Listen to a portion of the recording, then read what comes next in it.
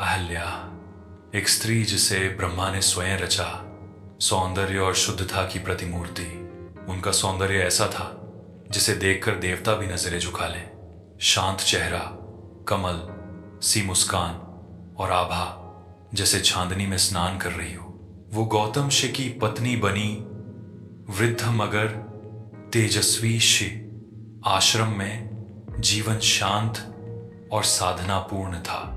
एक दिन इंद्र की दृष्टि अहल्या पर पड़ी और उनके मन में विकार जाग उठा। वो सौंदर्य को साधना नहीं, भोग बनाना चाहता था। इंद्र ने गौतम का रूप धर लिया और अहल्या को भ्रमित कर दिया। श्री गौतम लौटे और जो उन्होंने देखा उससे उनका हृदय जल उठा।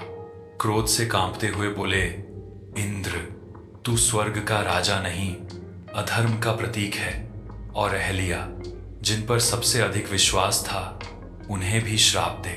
इंद्र भय से अभिभूत होकर भाग जाता है। तुम पत्थर बनोगी जब तक श्री राम के चरण तुम्हें स्पर्श न करें। और वो भूमि में विलीन हो गई। अहिल्या धीरे धीरे पत्थर में बदल जाती है। उसका रूप शांत जंगल के साथ मिल जाता है। त्रेतायुग के वनवास काल में एक दिन श्री राम उस स्थल पर पहुंचे जहां अहल्या पत्थर के रूप में प्रतीक्षा कर रही थी। और जैसे ही श्री राम के करुणामय चरण उस भूमि से टकराए, वो पत्थर नहीं टूटा।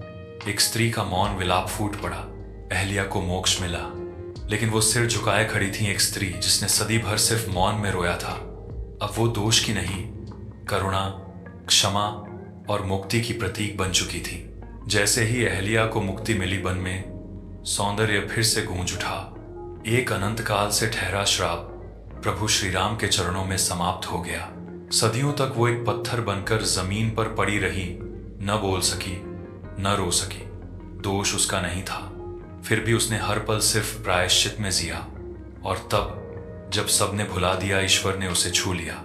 ऐसी ही भूली हुई कहानियां जो सिर्फ ग्रंथों में नहीं, आत्मा में उतरती हैं, जानने के लिए फॉलो करें और हमारे साथ फिर से जिएं वो दिव्य कथाएं।